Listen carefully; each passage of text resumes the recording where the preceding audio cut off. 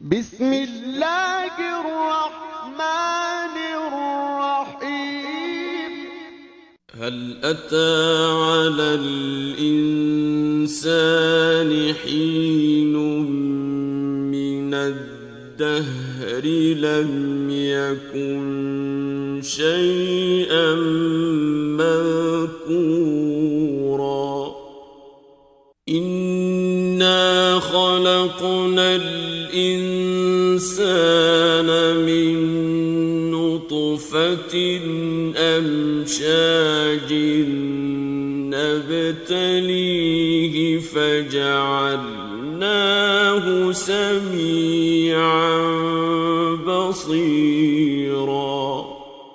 إنا هديناه السبيل إما شاكرا وإما كفورا إنا أعتدنا للكافرين سلاسل وأغلالا وسعيرا إن الأبرار يشربون من كأس كان مزاجها كافورا عينا يشرب بها عباد الله يفجرونها تفجيرا يوفون بالنذر ويخافون يوما كان شره مستطيرا ويطعمون الطعام على حبه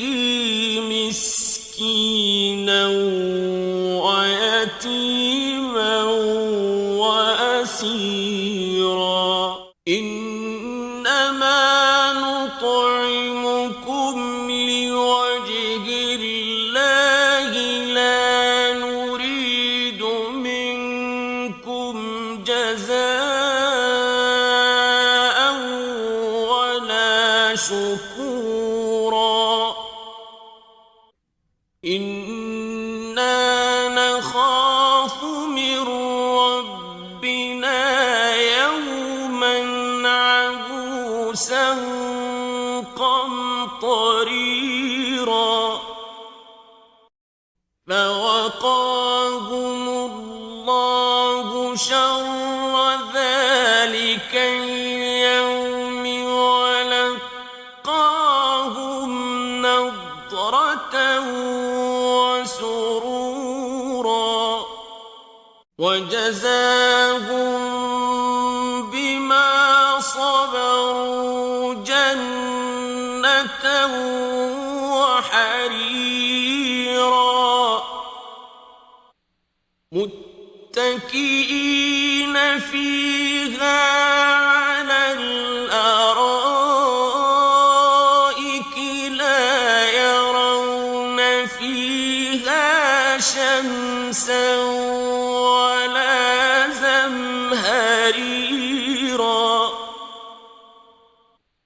ودانية عليهم ظلالها وذللت قطوفها تذليلا ويطاف عليهم بآنية من فضة وأكواب كانت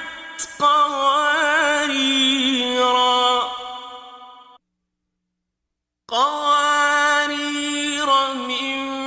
فضة قدروها تقديرا ويسقون فيها كأسا كان مزاجها زنجبيلا عينا فيها تسمى سلسبيلا ويطوف عليهم ولدان مخلدون إذا رأيتهم حسبتهم لؤلؤا منثورا وإذا رأيت ثم رأيت نعيما وملكا كبيرا عاليهم ثياب سندس خضر واستبرق